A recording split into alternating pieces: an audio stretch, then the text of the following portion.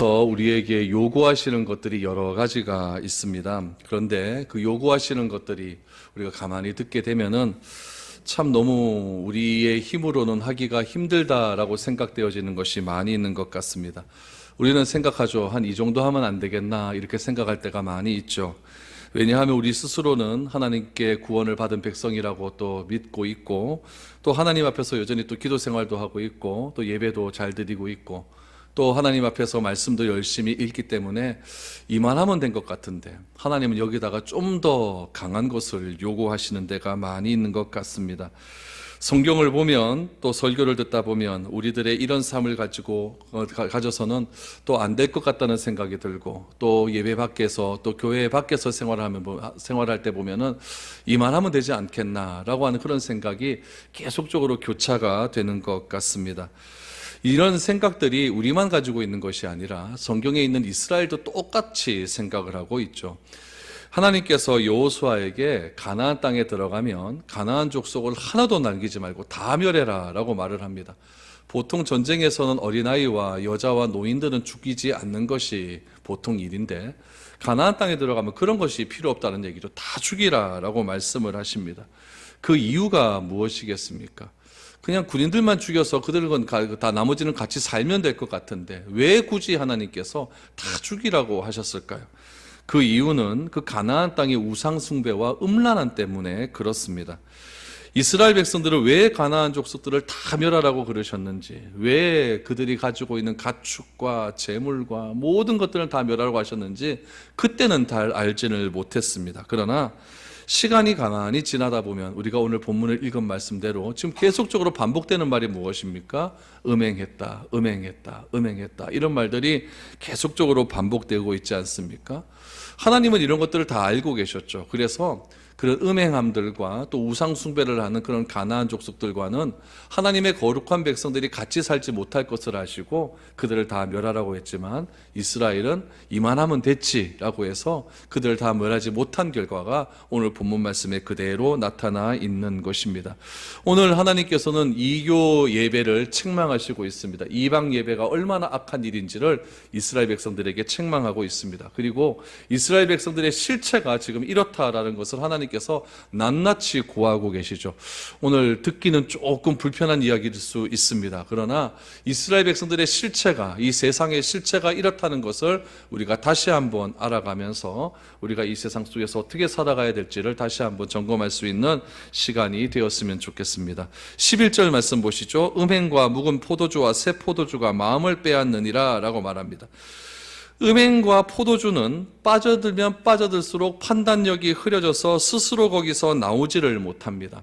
이 음행의 죄도 그렇죠. 음행의 죄도 한 번 하는 것이 어렵지 두 번, 세 번 하는 것은 쉽습니다. 포도주도 그렇죠. 술도 그렇죠. 처음 마시는 것이 어렵지 술을 여러분 자꾸 먹으면, 술이 사람을 먹는다고 하지 않습니까? 자꾸 이렇게 먹게 되는 거예요. 이스라엘 백성들이 지금 상황이 어떠냐면은 음행이 지금 깊이 빠져 있고 술 취함이 지금 너무나 가득하 있다라는 이야기죠. 그래서 지금 무엇이 어떻게 돌아가는지를 알지를 못하겠다라고 말하는 겁니다. 그럼 왜 예수님께서, 하나님께서 호세아에게 말씀하실 때에 묵은 포도주와 새 포도주를 이야기할까요? 이스라엘 백성들은 가을이 되면 포도 수확을 합니다. 그리고 포도주를 따서 포도를 따서 새 포도주를 담그게 됩니다. 그러면 새 포도주를 우리가 마시게 되죠. 새 포도주를 마시게 되면 얼마 지나지 않아 그 새 포도주가 다 떨어지게 됩니다. 그러면 어떤 포도주를 먹겠습니까? 묵은 포도주를 먹게 되는 거겠죠. 그랬다가 또 얼마 지나지 않으면 또 시간이 흐르니까 또 포도를 따서 또 새 포도주를 담그는 거 아닙니까? 그러니까 이스라엘 백성들은 포도주를 매일 먹는데, 포도주를 새 포도주 먹다가 그거 떨어지면 묵은 포도주 먹고, 묵은 포도주 또 떨어지면 또 새 포도주 담가서 또 먹고, 이렇게 반복적으로 진행이 된다는 거죠. 그러니까 이스라엘 백성들이 지금 음행의 죄를 이런 패턴으로 돌아간다는 이야기입니다. 음행의 죄가 어떻게 되어 있냐면은 깊이 빠져들었다는 이야기예요. 새 포도주 다음에 묵은 포도주, 묵은 포도주 또 끝나면 또 새 포도주, 새 포도주 다음에 묵은 포도주, 이렇게 시간이 흘러감에 따라서 포도를 수확해서 포도주를 담가서 먹는 것처럼 음행도 그것과 똑같다는 이야기죠. 이 여자 끝나면 저 여자, 저 여자 끝나면 또 이 여자, 이런 식으로 계속해서 간음의 죄를 벌리고 있는 것입니다. 그러면 여러분, 이 음행의 죄와 포도주 이렇게 막 술 취함이 막 방탕한 이런 이스라엘 백성들이 종교적이지는 않을까요? 이스라엘 백성들은 여전히 종교적입니다. 주일 되면 예배 항상 드리고 기도하고 또 성전도 찾습니다. 그러나 그들의 실체는 무엇이냐면은, 종교적인 것은 어쩔 수 없이 대대로 전통적으로 내려오는 것들이니까 하는 거고, 그들의 실체는 무엇이냐면은 음행과 묵은 포도주와 새 포도주의 반복적인 죄가 계속해서 일어나고 있다는 이야기죠. 그렇다면 이들은 왜 이럴 수밖에 없었는가? 이스라엘이 가나안 땅에 정착해서 살면서 농사라는 것이 여러분 절대적인 것이 되었습니다. 다른 것은 몰라도 농사는 무엇이냐면은 지금 계속해서 반복해서 나오는데요, 먹고 사는 문제였습니다. 농사는 내가 먹고 사는 문제와 직결되어 있기 때문에 이건 절대로 포기할 수가 없는 이야기죠. 내가 부유해지고 내가 성공하기 위해서는 무엇이 필요하냐면은 그때 당시로 얘기하면 농사 짓는 것은 절대적으로 필요하다는 이야기죠. 그래서 이제는 가나안 땅에 들어가면서부터 하나님께서 만나도 내리지 않습니다. 메추라기도 주지 않습니다. 순전히 자기의 힘으로 농사 지어서 먹고 살아야 된다는 이야기예요. 그래서 이제는 이스라엘 백성들이 뭐에 대한 이해가 많아져야 되냐면은 농사에 대한 이해가 굉장히 많아져야 됩니다. 농사에 대한 이해는 무엇이냐면은 바로 비의 문제에 있었습니다. 언제 비가 내리고 언제 비가 그치는가. 이스라엘 말로 하면 우기와 건기 때를 분명히 알아서 그 우기 때와 건기 때를 잘 맞추어서 농사 짓는 것이 이스라엘 백성들이 잘 먹고 잘 사는 것에 대해서는 굉장히 필수적인 요소였다는 이야기죠.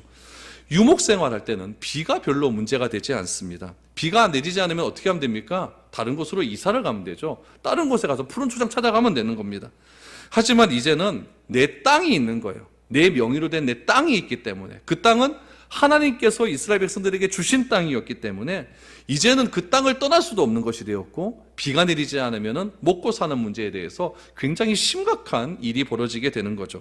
그래서 그들은 농사를 지어 풍족한 풍년을 얻는 일이라고 한다면 내가 무슨 일이든 할 수 있게 된다라고 생각을 하는 겁니다. 죄를 지어도 좋고 하나님을 조금 떠나도 좋다라는 생각을 하는 거죠. 가나안 땅에서요, 오늘 11절에 나타나는 음행이라고 하는 것은 단순히 이 여자 만나고 저 여자 만나서 내가 간음을 한다, 이런 의미가 아닙니다. 가나안 땅에서의 음행은 뭐냐면 비와 직결이 됩니다. 왜냐하면은 가나안 땅에서의 바알 신은 비를 내리는 신인데, 이 가나안 신인 바알이 비를 내기 위해서는 음행을 해야 됩니다. 아세라 신과 음행을 해야 되는데 이 둘이 싸워버리면은 둘이 음행을 하지 않거든요. 그렇게 되면 어떻게 되면 가나안 땅에 비가 내리질 않는 거예요. 둘이 같이 잠을 안 자니까, 비가 내리지 않으니까 땅에서 뭐 해야 됩니까? 그들의 성적인 막 그냥 욕구를 올리기 위해서 땅에서 음란의 짓을 막 해야 되는 거예요. 그것을 막 하게 되면 하늘에 있는 바알신과 아세라신이 그걸 보고 자기들끼리 관계를 맺어서, 관계를 맺을 때 천둥이 치니까 비가 내린다, 이렇게 생각하는 것이 가나안 문화입니다. 그러니까 가나안 땅에서의 음행이라고 하는 것은 단순히 내가 여자를 바꾼다, 남자를 바꾼다, 이런 개념이 아니에요. 가나안 땅에서 음행은 뭐다? 먹고 사는 문제예요. 하늘에서 비가 내리지 않으면 이거 다 끝날 수밖에 없는 것이니까 이 음행의 문제가 굉장히 가나안 땅에서 이게 심각한 문제로 다가오게 되었습니다. 그래서 바알 선지자가, 바알 신을 믿는 선지자가 그 땅의 백성들에게 외치는 메시지는 무엇이냐면은, 이스라엘 사람이건 가나안 사람이건 남녀를 상관하지 말고 무조건 성가게 많이 해라, 많이 해라. 그러면 바알 신이 천둥과 번개를 동반해서 비를 내리게 할 것이라고 하는 메시지가 지속적으로 선포가 됩니다. 그럼 그 얘기를 듣는 가나안 땅의 백성들은 어떻게 하겠습니까? 자기들은 연례부터 그런 얘기를 듣고 살았으니까 그냥 하는 거예요.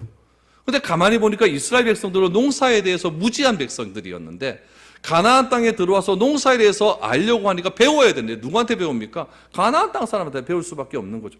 그들한테 배우는 걸 가만히 보니까 그 짓을 하고 있거든요. 그래서 그들도 살기 위해서 음행을 어떻게 하느냐, 묵은 포도주와 새 포도주가 번갈아 가듯이 그렇게 지속적으로 하게 되었다라는 이야기. 그럼 포도가 무엇입니까? 가나안 땅에서 나는 가장 귀한 생산물입니다.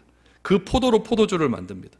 이스라엘 땅이라고 하는 것은 여러분, 땅 자체가 석회질이 굉장히 많은 땅입니다. 그래서 석회질이 많은 그 땅에서 내려오는 그 지하수를 먹고 살기 때문에 그 지하수를 아무리 희석을 많이 시킨다고 할지라도 석회질이 항상 그 물 가운데 들어갈 수밖에 없습니다. 그러다 보니까 항상 이스라엘 백성들은 장님들이 많고, 이 석회질 때문에 장님들이 많고, 이 쓸개 같은데 돌 같은 것들이 많이 차이고, 요로결석 같은 다 전해요, 그렇죠?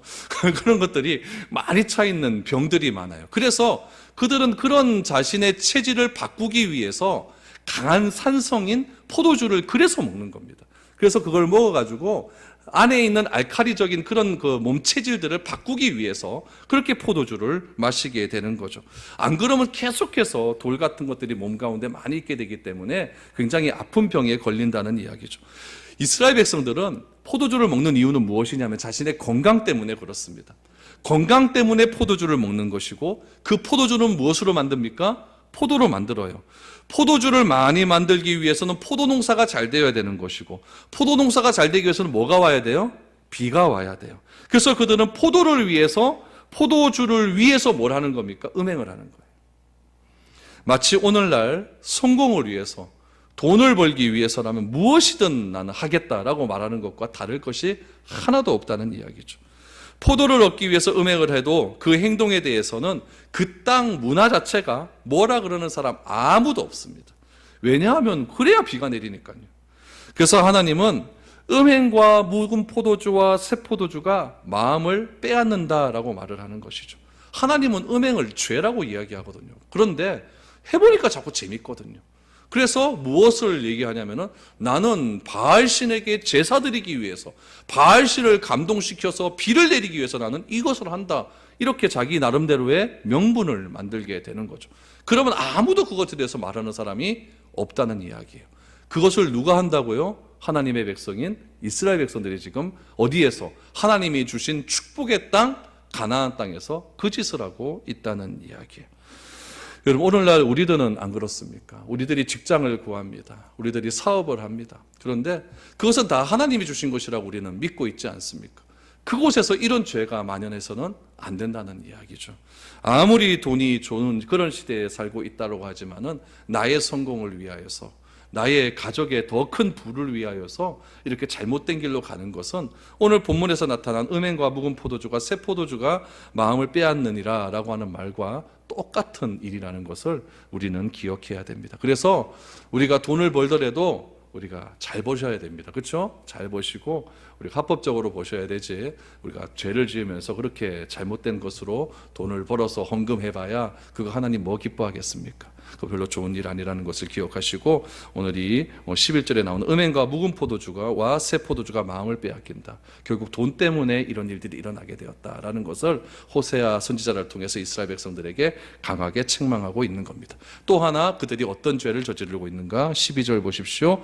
내 백성이 나무에게 묻고 그 막대기는 그들에게 고하나니 이는 그들이 음란한 마음에 미혹되어 하나님을 버리고 음행하였음이니라.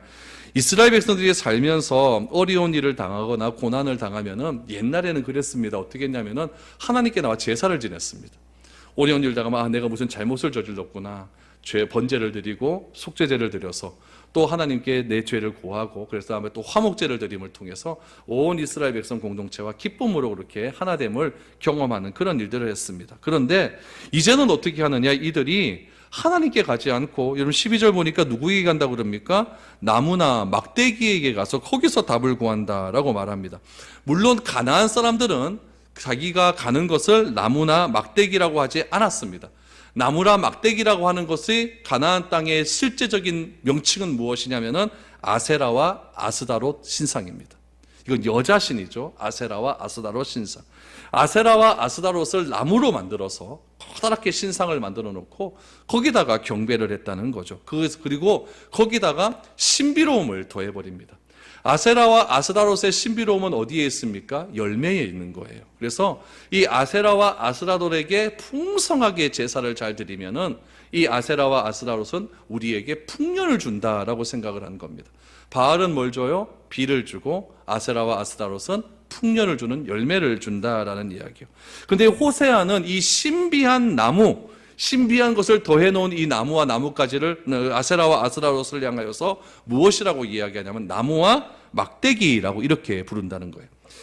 그러면 이스라엘 백성들은 왜 하나님께 나아가지 않고 하나님께 기도도 하지 않고 나무와 막대기와 같은 곳에 자신의 복을 구했을까요?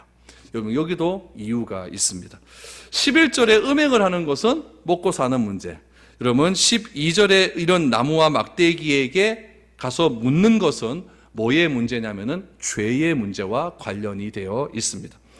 여러분, 우리 삶들 속에, 우리 예수님을 믿는 사람들 속에 어려움이 왔다라는 것은 다양한 의미가 있지만 그래도 내 삶을 한번 되돌아봐야 되는 그런 의미는 분명히 있습니다.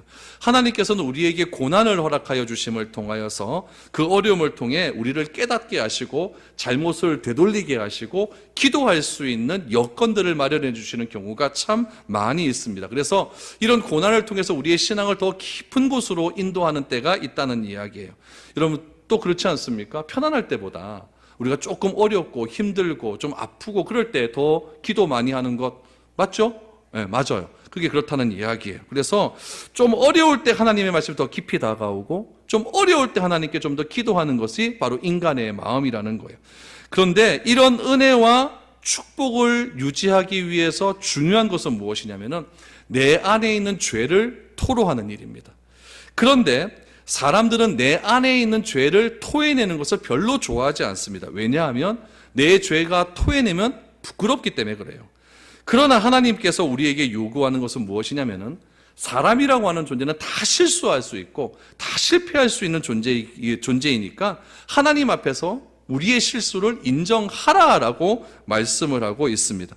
아무리 다른 사람이 나를 인정해주고 내 업적이 높다 할지라도 훌륭하게 인정받는다고 할지라도 나는 죄인이다 라고 하는 이 사실은 항상 인정하고 다니라는 것이 하나님의 뜻입니다. 그래서 항상 나는 죄인이기 때문에 하나님 앞에서 말씀으로 회복이 돼야 되고 돌이켜야 되고 그 돌이킴을 통해서 내가 성화되는 삶을 살아가라, 이것이 하나님의 뜻이거든요. 근데 사람은 이걸 별로 안 좋아합니다. 내 마음대로 하려고 합니다. 나 자신을 정당화하려고 합니다. 그래서 하나님은 자꾸 우리를 향하여 죄를 지적하는데 우상은 죄를 지적 안 합니다. 우상은 뭘 요구하냐면은 자꾸 가지고 오라라고 이야기합니다. 가지고 오면 그 가지고 온 것 이상의 것을 내가 너희에게 주겠다라고 이야기를 하죠. 여러분, 부처님이 너는 죄인이라고 말하는 거 봤습니까? 세상에 있는 많은 우상들이 있는데 그 우상들이 우리를 향하여 죄인이라고 말하는 거 봤습니까? 없습니다. 이 아세라와 아스라도 신도 마찬가지죠. 내가 너희에게 풍성한 거 줄게. 그럼 뭐 해야 됩니까? 더 많은 것을 갖다 바쳐야 됩니다. 그러면은 아스라와 아세라롯은 내가 너희에게 복 주시마라고 하면서 복을 왕창 준다는 거예요. 근데 그날 그 해에 풍년이 왔어요. 그럼 다 누구 때문에? 아세라와 아스라롯 때문에 그 풍년이 온다고 생각을 하는 거죠. 근데 아세라와 아세라롯이 죄를 회개하라고 말합니까? 절대 안 합니다. 하나님은 그런데 반대예요. 하나님은 우리에게 풍족한 걸 주시기 위해서 항상 뭘 요구하시냐면은 회개하라는 거예요. 회개하고 하나님 나라와 그 일을 구하는 삶을 살아갈 때에 더해 주신다고 말씀을 하시지, 바알 신처럼 우상처럼 그렇게 하지 않는다는 거예요. 이스라엘 백성들이 그 소리가 듣기 싫은 거죠. 왜 우리를 보고 자꾸 죄인이라고 하느냐? 우리는 이렇게 살고 있는데. 그래서 자꾸 누구에게 갑니까? 더 풍족한 걸 얻기 위해서 이런 죄를 지적하지 않는 나무들을 찾아가는 거예요. 근데 하나님은 그게 싫은 거예요. 그게 싫은 거예요. 그래서 뭐라고 이야기하면 내 백성이 나무에게 묻고 그 막대기는 그들에게 고하나니 이는 그들이 음란한 마음에 미혹되어 하나님을 버리고 음행하였다. 인격적이지 않는 신에게 찾아가서 나의 모든 마음을 바치는 것을 뭐라고 이야기합니까? 하나님을 버리고 음행하는 것이다. 그렇게 하나님은 표현하고 있어요. 그런데 하나님이 참 고마우신 게 뭐냐면은 그럼에도 불구하고 백성을 얘기할 때 뭐라고 이야기합니까? 내 백성. 이 정도 되면 내 백성이 아니죠. 근데 하나님은 끝까지 내 백성, 내 백성 돌아오기를 원하시는 겁니다. 우리가 여기서 예배 드릴 수 있는 이유가 무엇입니까? 우리가 그렇게 죄를 많이 짓고 그렇게 우리가 음행하는 그런 여기 본문에 나타난 대로 그렇게 하나님을 버리는 삶을 산다 할지라도 하나님은 아직도 우리를 향하여 뭐라고 부르고 계십니까? 내 백성, 내 백성. 빨리 돌아오기를 원하시고 있다는 이야기죠. 여러분, 이스라엘 백성들은 어쩔 수 없이 하나님을 떠난 것이 아니었습니다. 자발적으로 이 길을 택했습니다. 이는 그들이 음란한 마음에 미혹되어 하나님을 버리고 음행하였습니다. 종교인의 길을, 우상의 길을 택했다는 이야기죠. 제발로 우상의 길을 간 백성을 향하여 하나님은 음행의 길을 행했다라고 말을 하고 있는 겁니다. 그 결과가 어떻게 되었을까요? 이스라엘 백성들 그 결과 13절 보십시오. 그들이 산 꼭대기에서 제사를 드리며 작은 산 위에서 분향하되 참나무와 포도나무와 상수리나무 아래에서 하니 이는 그 나무 그늘이 좋음이라. 그러므로 너희 딸들은 음행하며 너희 며느리들은 간음을 행하는도다 라고 말합니다. 이스라엘은 여러분 산이 있긴 있는데 그 산이 다 민둥산입니다. 다 바위산이고 돌산이에요. 나무가 많은 산이 없어요. 그래서 큰 나무도 잘 없죠. 그래서 팔레스타인 사람들은 어쩌다 큰 나무가 하나 있으면은 그것을 아주 신성시 여깁니다. 우리나라도 그러잖아요. 마을에 큰 나무 있으면 그 나무가 우리 지켜준다 그렇게 말하지 않습니까? 그래서 이스라엘 백성들도 큰 나무를 굉장히 신성시하는 경향이 있어요.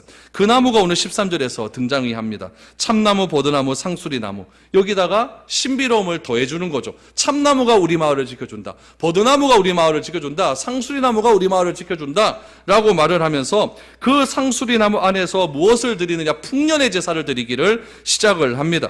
가을 타작할 때뿐만 아니라 기회만 있으면 큰 나무 아래에서 제사를 드리고 그 나무 그늘 아래에서 그늘이 너무 좋아서 그 아래에서 무엇을 했느냐? 간음을 행하기 시작하면 너희 딸들은 음행하고 너희 며느리들은 간음을 행한다. 이거 무슨 이야기예요? 여성들만의 문제가 아니에요. 이거는요. 바알 신전에서는 남자 창기도 있고 여자 창기도 있어요. 이스라엘 전체가 다 그런 일들을 행하고 있다는 거예요. 어디서요? 지금 나무 밑에서요. 그러니까 이거 다 보는 앞에서 하는 거예요. 숨겨진 데서 하는 게 아니고. 이런 일들이 일어나게 되니까 이게 이스라엘 백성들이 도무지 어떻게 되겠느냐. 14절을 보십시오. 너희 딸들이 음행하며 너희 며느리들은 간음하여도 내가 벌하지 아니하리니 이는 남자들도 창기와 함께 나가며 음부와 함께 희생을 드림이니라. 깨닫지 못하는 백성은 망하리라. 원래 하나님께서는 백성들 안에 죄가 있으면 어떻게 하셨냐면요. 그 죄인을 잘라내셨습니다. 끊어내셔요. 우리 아간이 범죄할 때도 그 공동체 안에서 끊어내지 않습니까? 그 죄인을 찾는 방법이 뭐였죠? 제비를 뽑아 찾아내지 않습니까? 그래서 아간도 제비 뽑아서 그렇게 찾아내지 않았습니다. 근데 이번에는 그렇게 하지도 않겠다는 거예요. 왜냐하면 그때 당시에는 아간이 죄를 범했을 당시에는 아간 한 사람의 죄만 있었어요. 그렇죠? 근데 지금은 어떠냐면 죄가 보편화됐어요. 다 죄인이에요. 다 죄인이에요. 뽑을 필요도 없어요. 다 똑같다는 이야기예요. 몇몇을 뽑아낸다고 해서 그 북이스라엘 공동체가 회복될 수 있는 가능성이 없다는 이야기죠. 죄인이 한두 명일 때는 죄인 골라내서 공동체를 깨끗하게 하면 되는데 거의가 대부분이 죄일 때는 그렇게 할 필요가 없습니다. 14절에서 여러분 말하는 창기라고 하는 것은 오늘날 우리가 생각하는 창녀가 아닙니다. 바알 신전의 신전 창기들입니다. 그들은 제사를 다 드린 후에 성행위를 제사를 드리는 사람과 똑같이 행합니다. 그래서 바알에게 생명력을 부여하는 일을 했기 때문에 호세아는 그들을 창기와 음부라고 표현을 하고 있습니다. 이런 삶이 여러분 오늘 우리들에게도 똑같이 있습니다. 직업 문화, 여러분 이런 거 있잖아요. 접대할 때 꼭 술과해야 되고 사인할 때는 여자가 있는 술집에서 그렇게 사인해야 됩니다. 여가 시간은 어떻습니까? TV로 여가를 많이 그렇게 보시는데 TV는 사람의 마음을 좀 많이 빼앗는 것 같아요.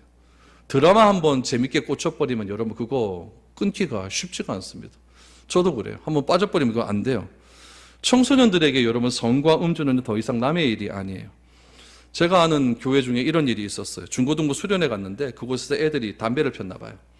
뭐 요즘 애들 다 그러니까요. 그럼 그냥 피지 말아라 이러면 될 것 같은데 부장집사님이 그 애를 그냥 팍 날려버렸죠. 그랬더니 그 애들이 돌아와서 엄마한테 일렀어요. 그 엄마가 어떻게 하겠습니까? 예배 드리는 도중에 찾아와갖고 예배를 다 뒤집어 엎었다 그러죠. 우리가 가지고 있는 스마트폰, 영화, 인터넷 어떻습니까? 예배를 예배로 인정하지 않는 그런 시대에 살아가고 있습니다. 정보는 손쉽게 내 손 안에 다 검색이 가능합니다. 정보가 검색이 가능하다는 얘기는 나만 가능하다는 얘기가 아니라 스마트폰을 가지고 있는 애들도 가능하다는 이야기입니다. 음란물 들어갈 때 성인 인증 다 하던데 엄마 아빠 주민등록번호 나보다 더 잘합니다. 걔들이요. 다 그렇게 들어가요. 히브리어에서 여러분 우상이라고 하는 단어의 뜻이 무슨 의미를 가지고 있냐면 헛된 것이라는 것도 다 가지고 있어요. 우상이라는 말은 헛된 것이라는 건 그런 의미를 가지고 있어요. 지금 아이들이 성의 우상이 되어 있고 인터넷의 우상이 되어 있고 스마트폰의 우상이 되어 있고 지금 그런 것이 없으면 도무지 살지 못하는 그런 시대를 살고 있잖아요. 애들은요 돈 없이는 살아도 스마트폰 없이는 못 살아요. 요즘 그래요. 우리 집 애들 봐도 그래요. 안 돼요 그게. 그러니까 그것에 매달려가지고 도무지 아무것도 하지 못하는 그런 시대를 살아가고 있죠. 그 스마트폰이 뭘 우리에게 준다고요?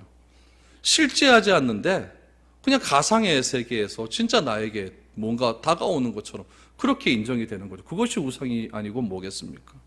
그것을 형상화해 버립니다. 그러면서 아이들이 세상에 나가서 그렇게 범죄하고 다니는 거예요.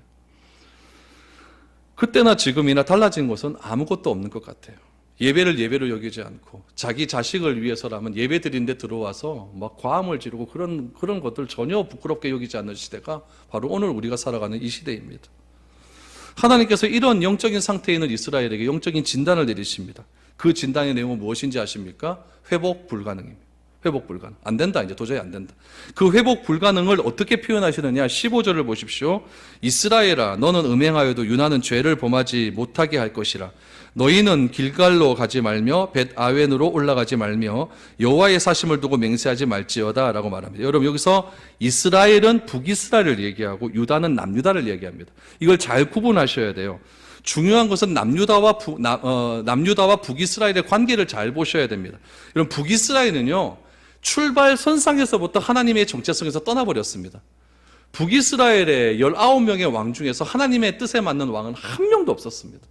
근데 남유다는 달랐어요. 남유다는 출발부터 조금 차이는 있긴 했지만 그래도 남유다에는 다윗의 마음, 다윗과 같은 길로 행하여서 하나님의 마음에 합한 왕들이 한 4명, 5명 정도는 있었습니다. 그래서 남유다를 통해서 하나님의 이스라엘 정체성이 그대로 이어가거든요. 그러면 북이스라엘은 오늘 본문의 말씀처럼 11절, 12절의 말씀처럼 그런 짓을 행한다 할지라도 남유다는 행해야 됩니까? 안 행해야 됩니까? 남유다는 행하면 안 돼요. 그런데 오늘 15절을 보니까 이스라엘아, 너는 음행하여 유다는 죄를 범하지 못하게 할 것이라. 남유다는 그러면 안 되는 거예요. 왜요? 정체성이 있으니까요. 이스라엘의 정체성이 있으니까. 그 남유다의 지파를 통하여서 예수 그리스도가 나와야 되니까 절대 그러면 안 되는 거예요. 근데 남유다도 똑같은 짓을 행하고 있다는 거예요. 그래서 하나님께서 진단을 내립니다. 어디를 가지 말라 그러냐면 길갈도 가지 말고 벤 아웨스로도 가지 말라 그래요. 여러분, 길갈은 굉장히 중요한 곳이에요. 요단강을 건너왔습니다. 첫 번째 도시가 길갈이에요. 길갈에서 이스라엘이 뭐 했냐면은 유월절을 지냈어요. 제일 중요한 건 뭐냐면은 할례를 행합니다. 지금 여리고성이 코앞이거든요. 전쟁을 해야 되는데 이스라엘 백성들이 할례를 행한단 말이죠. 이거는 하나님에 대한 철저한 믿음이 없으면 행하지 못하는 일이에요. 남자들 다 누워있는데 갑자기 쳐들어와 버리면 어떡합니까? 그러니까 이스라엘 백성들에 있어서 하나님에 대한 믿음이 제일 좋았을 때는 길갈에 있을 때였어요. 그런데 하나님이 길갈로 가라, 가지 마라, 가지 말아라. 벤 아웨는 뭐냐면은 베델의 옛날입니다. 베델의 후세의 이름이에요. 베델이라고 하는 말의 뜻은 하나님의 집이란 뜻이에요. 근데 벤 아웨이라고 하는 뜻은 무엇이냐면은 우상의 집이에요. 우상의 집. 하나님의 집이 우상의 집으로 변질이 되어 버렸어요. 베델에도 가면은 야곱이 하나님께 제단을 드려서 돌무더기가 있습니다. 길갈에도 하나님께서 애굽의 모든 것을 부끄럽게 수치를 부끄럽게 했다 해서 굴러갔다, 애굽의 수치가 굴러갔다 그래서 돌무더기를 만들어 놨어요. 그래서 이스라엘 백성들은 길갈에 가면 우리 조상들이 저랬지, 베델에 가면 우리 야곱이 저랬지, 그것을 아는 거예요. 그런데 이제는 거기도 가지 말래요. 왜요? 거기 갔더니 이 사람들이 길갈에 세운 돌무더기를 보고 이 신앙이 회복되어야 되는데 길갈마저 다 타락이 돼가지고 오히려 회복받으러 간 사람이 더 악해져가 오는 거예요. 베델에서 하나님의 집에 가서 야곱을 생각해야 되는데 우상을 생각하고 더 악한 길을 걸어가고 오는 거예요. 그래서 그 길로도 가지 말아라. 이건 뭐예요? 회복 불가능해요. 회복 불가능. 이 정도로 타락했다는 이야기예요. 하나님께서 이스라엘 백성들에게 놀라운 역사를 행했던 그곳에서도 안 된다는 이야기죠. 그래서 16절 17절 보십시오. 이스라엘은 완강한 암소처럼 완강하니 이제 여호와께서 어린 양을 넓은 들에서 먹임같이 그들을 먹이시겠느냐. 에브라임이 우상과 연합하였으니 버려두라 라고 말합니다. 여러분, 이스라엘 백성들이 옛날에 유목민이었잖아요. 유목민들이 양을 먹이는 방법은 무엇이냐면은 푸른 초장이 있으면은 양들을 다 데리고 가서 그 푸른 초장에 풀어 놓습니다. 그러면은 양 중에 하나가 푸른 초장 중에서도 풀이 많은 데가 있을 거잖아요. 그럼 그곳에 가가지고 풀을 뜯어 먹거든요. 그러면 저 뒤에 있는 양도 그 양을 따라서 그냥 줄줄줄 가는 거예요. 그래서 푸른 초장에서 양을 먹인다라고 하는 것은 어떤 의미가 담겨져 있냐면 하나님께서 저 끝에 있는 양도 기다려서서 같이 먹고 같이 배불리고 같이 생활한 다음에 거기서 있다가 같이 나간다는 걸 의미해요. 오늘 본문에서 어린 양을 넓은 들에서 먹이신다라는 것은 무엇이냐면 한 마리의 양도 포기하지 않겠다는 뜻이에요. 이스라엘 백성들은 그렇게 하겠다는 얘기죠. 그런데 그 어린 양들이 무엇으로 변했냐면은 완강한 암소처럼 변했다라고 말을 합니다. 완강한 암소는 성경에서 이야기할 때 고집스러움을 이야기합니다. 암소가 안 가는 거예요. 푸른 초장으로 가자니까 안 가는 거예요. 왜 안 갑니까? 내 고집이 있으니까 안 가는 거죠. 같이 가지 못하겠다는 거예요. 그래서 하나님께서는 이제 내버려 두라라고 말을 합니다. 17절에 보니까 에브라임이 우상과 연합하였으니라고 말합니다. 북이스라엘의 11개의 지파로 이루어졌는데 그 11개의 지파 중에서 최고 우두머리 지파가 에브라임 지파입니다. 그러니까 에브라임 지파는 그 북이스라엘을 대표하는 지파예요. 그 에브라임 지파가 뭐와 연합되었다? 우상과 연합되었다. 이제 북이스라엘 끝났다 이 얘기예요. 실질적으로 호세아가 활동하는 시대는 여로보암 2세 때 최전성기인데 그때부터 줄줄줄 내려오기 시작합니다. 그래서 결국 망해요 이스라엘. 그래서 18절 19절 그들이 마시기를 다하고 이어서 음행하였으며 그들은 부끄러운 일을 좋아하느니라. 바람이 그 날개로 그를 쌌나니 그들이 그 재물로 말미암아 부끄러운 일을 당하리라. 마시기를 다했다는 것은 음행을 할 때까지 했다라는 이야기입니다. 술을 이제 어지간히 마셨으니까 그렇죠. 마시게 할 때까지 그때까지 갈 때까지 갔다는 얘기. 더 이상 할 수 없을 정도로 음행했다는 거예요. 그 음행이 무엇이었습니까? 우상 숭배라는 거죠. 우상 숭배로 인해서 부끄러운 일을 당한다라고 말을 합니다. 여러분 하나님이 우리에게 요구하시는 것은 무엇이냐면은 내가 좀 어렵더라도 정도의 길을 가는 겁니다.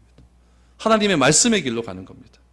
절대절명의 위기 상황 속에서 자꾸 타협하려고 하지 말고 하나님께로 오라라는 이야기. 그럼 하나님께서 우리를 푸른 초장에서 저 끝에 사람까지 같이 기다리는 것처럼 내가 기다려 주겠다는 이야기입니다. 근데 우리는 자꾸 어떻습니까? 완강한 안소처럼 고집 부리고 있다는 이야기죠. 우리 그 짓 하지 말고 다 같이 믿음의 공동체가 같이 가자라고 하나님은 말씀하고 있는 거죠. 여러분 우리가 모두 함께 갔으면 좋겠습니다. 남과 비교하고 또 나에 대한 부르심을 바로 깨달아서 그리스도인으로서 바른 정체성을 가지고 그렇게 신실하게 가게 되면은 하나님께서는 결국에는 우리에게 좋은 길로 인도하시는 그런 풍요로움을 우리에게 허락하여 주실 줄 믿습니다. 오늘 이런 음행과 새 포도주, 묵은 포도주 이런 것들이 반복되지 마시고 하나님 앞에서 결단하여서 우리 하나님께 신실한 마음으로 내 백성으로서의 삶을 풍족하게 살아갈 수 있는 저와 여러분들이 될 수 있기를 축복드립니다.